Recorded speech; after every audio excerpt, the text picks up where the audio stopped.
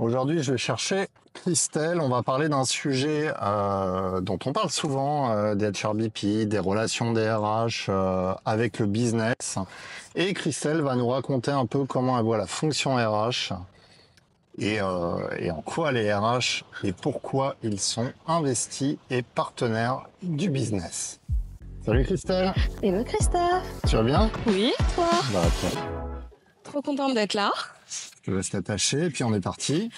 Go. Je t'avoue que je flippe un peu. Hein. Tu flippes en voiture?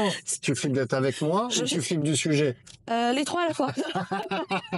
Donc je t'ai fait venir parce que on parle beaucoup des RH et du manque d'alignement souvent avec le business. Et je sais que ça, c'est un sujet qui te tient à cœur et que tu as une conception de la fonction RH, toi, dans ton entreprise, qui est très proche du business. Alors peut-être que tu peux nous dire deux mots de ton entreprise, où tu bosses aujourd'hui, ce que tu y fais, et puis finalement, comment, pourquoi tu es devenu RH, comment tu vois le job. Voilà, c'est tout ça que j'aimerais qu'on parle. Waouh, ça fait beaucoup de questions. Je vais essayer déjà de me présenter. Donc moi, c'est Christelle, j'ai 40 ans. Ça fait 17 ans que je fais des RH. J'ai commencé par le recrutement et après, j'ai eu des fonctions très généralistes opérationnelles et j'ai monté petit à petit les échelons hiérarchiques. Aujourd'hui, je suis DRH d'une start-up anti-gaspi qui s'appelle Benebono. 30% de tout ce qu'on produit est gaspillé. Et nous, notre mission, c'est de sauver ces bons produits qui sont écartés des circuits de la grande distribution pour des raisons absurdes. Soit ils sont pas assez esthétiques, soit ils sont trop petits, trop gros. Et donc, on valorise. On a une app e-commerce et tu peux faire toutes tes courses en ligne. D'ailleurs, j'espère que tes clients Benebono, sinon tu vas le devenir. Pas encore, mais j'ai vu des bonnes confitures, donc je me suis dit, Très bien. il va falloir que je m'y mette. Alors, c'est pas une petite start-up, hein. Non. C'est déjà une belle boîte. Hein. Ouais, on est une centaine en France et en Espagne, donc je sais pas exactement à quelle taille on peut dire que on a passé le cap de la start-up, mais là on est dans une phase de scale-up en effet. Donc ça, c'est ce que je fais. Et pourquoi j'en suis venue au RH? Moi, j'aimais bien le fait d'avoir, une influence et d'avoir aussi un impact sur les gens. Et le travail, c'est quand même important, surtout en France où on se définit beaucoup par la valeur travail. Hein, c'était un temps notre devise. Et je trouve que quand tu es dans les RH, à un moment donné, tu as un impact dans la vie des gens. Alors, on rentre dans le business. Allez. Ça veut dire quoi être un HRBP en 2025? Déjà, je trouve que l'expression est un peu, pour moi, problématique parce que tu vas jamais dire, tu dis pas financier, business partner. En fait, on considère que les autres fonctions, tu dis pas sales business partner non plus, tu vois, elles sont déjà partenaires du business. Donc, je sais pas en fait si ces business partner, ça joue pour nous ou contre nous. Déjà, c'est le premier point. Et le deuxième point, je pense que pendant longtemps, nous, RH, on était hyper nuls parce que historiquement, notre fonction, elle est administrative, elle tire vraiment son histoire dans l'armée. On était là pour garder les moutons en étant hyper direct. Et du coup, pendant très longtemps, on faisait ça à part du business. Alors que moi, je considère qu'aujourd'hui, tu peux pas être RH et ne pas comprendre la stratégie de ton entreprise, la façon dont elle gagne de l'argent, si tu sais pas lire un PNL, et ça, pendant longtemps, on le disait pas. Et pareil, en fait, rien que quand tu vas en école, quand tu étudies les RH, tu passes trop peu de temps à... PNL, c'est souvent un gros mot hein, pour beaucoup de RH. C'est ça. Et bah oui, mais sauf que, en fait, tu peux pas construire une stratégie RH si tu la lis pas au business. Parce que l'enjeu, c'est comment on arrive avec les humains à arriver à la vision de l'entreprise. Et donc, ce comment, quand tu y arrives et que l'entreprise, elle réussit, bah, elle va dégager des bénéfices et elle va aller dégager au profit de la performance sociale. Donc, ça peut pas être l'un sans l'autre. On peut pas parler de gagner de l'argent, et c'est pas un gros mot, surtout en France, sans parler de qu'est-ce qu'on en fait et comment on arrive là. Donc, pour moi, c'est vraiment...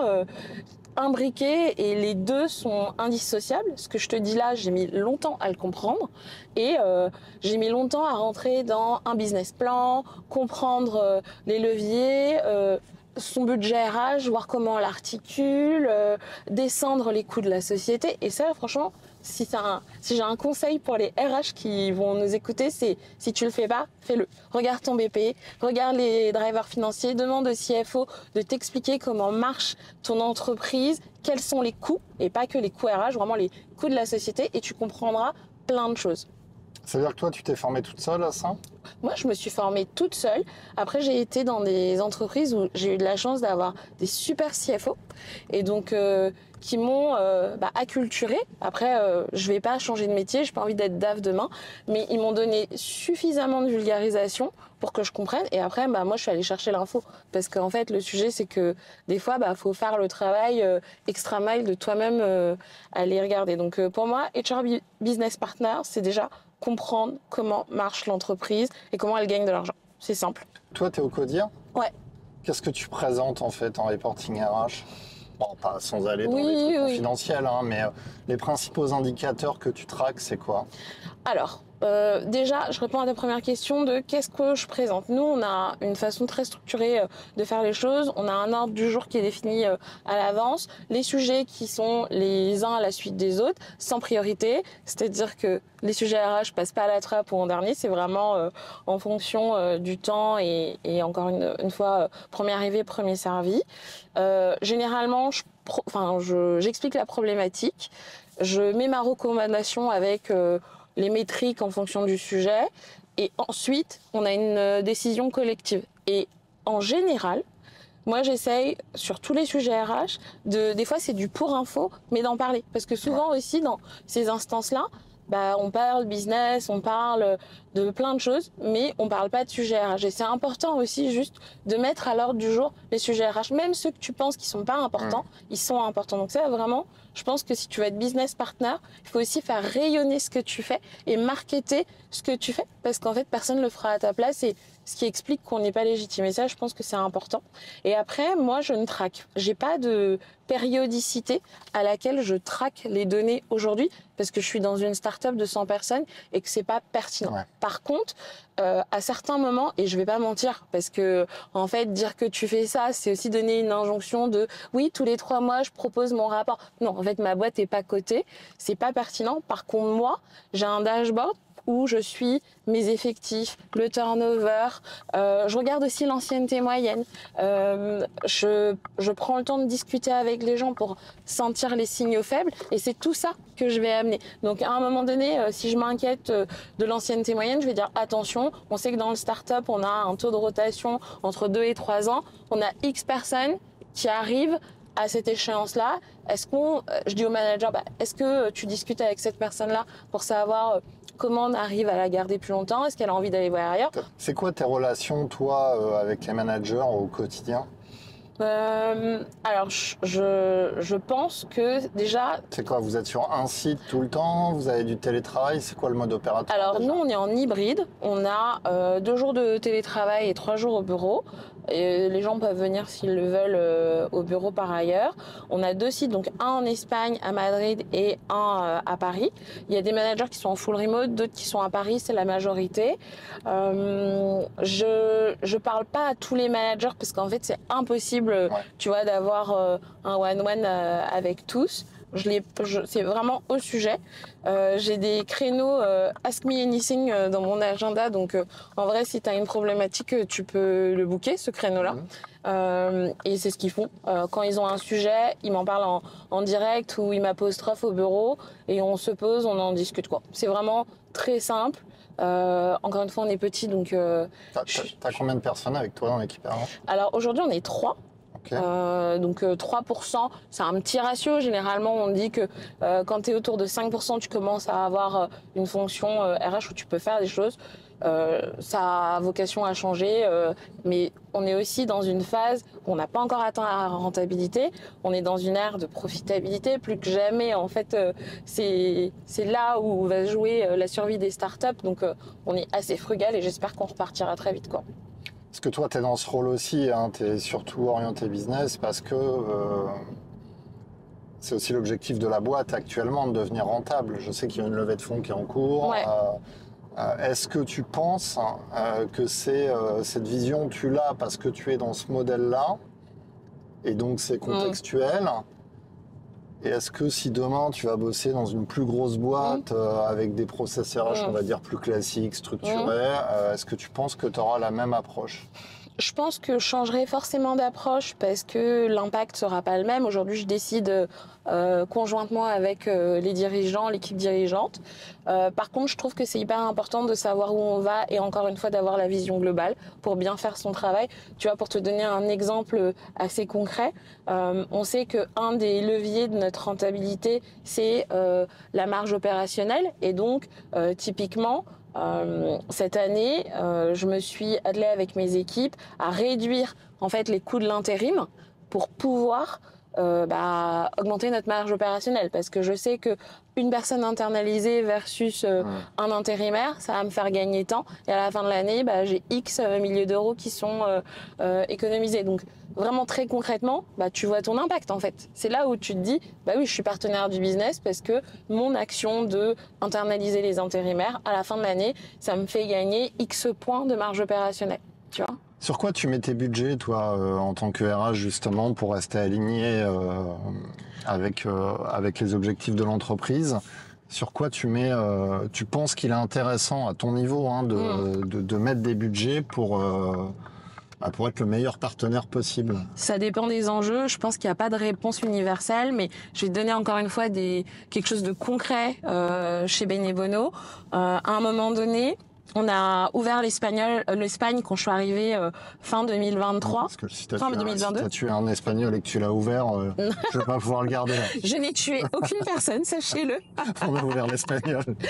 On a ouvert donc le pays, l'Espagne, début 2023. Et à ce moment-là, fallait qu'on s'assure d'avoir une langue commune. Okay. Du coup, à ce moment-là, tu regardes dans ton entreprise qui est à l'aise en espagnol, qui est à l'aise en anglais. Est-ce qu'il faut accompagner les gens à ce que, en fait, notre langue commune qui est l'anglais, elle puisse être aisée, tu vois. Donc, encore une fois, ça découle de la problématique business. Qu'est-ce qu'on fait? Et on regarde. On avait fait aussi un plan de formation en fonction des enjeux qu'on a. Tu vois, je sais pas, dans la tech, si y a un dev qui apprend telle techno, il va pouvoir la mettre à profit de ce qu'il fait au quotidien. Ça va nous faire gagner du temps, de l'efficience, de l'argent. Tu vois, typiquement. Donc à chaque fois les actions de formation, elles sont pensées comme ça. Il n'y a pas besoin de faire des usines à gaz. C'est vraiment quels sont nos besoins, comment on développe les gens et qu'est-ce qu'ils ont besoin de faire aussi eux pour aller dans l'étape d'après. Ouais, c'est du bon sens. C'est du bon sens. Bon. Et ton meilleur succès, ce qui t'a le plus marqué dans ta carrière, le plus ta plus grande réussite, c'est quoi? Ma plus grande réussite, c'est d'avoir, je pense, réussi à démontrer que même quand t'as pas fait prépa et une belle école, tu peux quand même, parce que t'es pertinent, bon dans ton travail, monter les gestions. Pour moi, c'est vraiment ma première réussite. Et après, je trouve que là, ces dernières années, d'être dans la start-up, ça te permet vraiment de te dire j'ai contribué à. Je me rappelle, tu vois, quand j'étais chez WeThings notamment, on s'est fait racheter par Nokia. C'était vraiment la start-up dans le grand groupe. Moi, j'ai participé à des projets internationaux. Je suis allée voir les équipes RH à Helsinki. C'était une période où j'ai énormément appris à parler avec des leaders qui sont N+5, à marketer ton job, à comprendre aussi les différents pays et comment ça fonctionne. Donc je pense que c'est un excellent apprentissage et un accélérateur de carrière. Génial. Ouais, c'est très cool. En petite conclusion, pour tous les jeunes là qui voudraient devenir RH et qui parfois se trompent d'ailleurs en envisageant la fonction RH, qu'est-ce que tu donnerais comme conseil à un jeune qui a envie de devenir RH, qui suit ce parcours? Si on dit de toi que tu es empathique, bienveillant, que tu aimes les relations humaines, ne fais pas des RH. C'est ce que j'ai envie de te dire. Les RH, c'est de la donnée, savoir l'exploiter, c'est comprendre l'entreprise, donc les enjeux financiers. T'as quand même le droit d'être empathique. Hein. Oui. C'est pas interdit. Mais non, mais c'est pas ce que je dis. Je dis juste que... C'est pas la première compétence. C'est pas la première chose. Et j'ai envie de dire, si les RH, c'est ta voie de garage et c'est pas ton choix, ne viens pas. En fait, tu vas pas aimer ce job-là. Et fais-toi mentorer, accompagner, essaye d'aller voir en entreprise avant de prendre le le choix de cette orientation. Top. Voilà. Merci Christelle. Merci, c'était très cool. Bon, t'as vu? Ouais, c'était très très cool.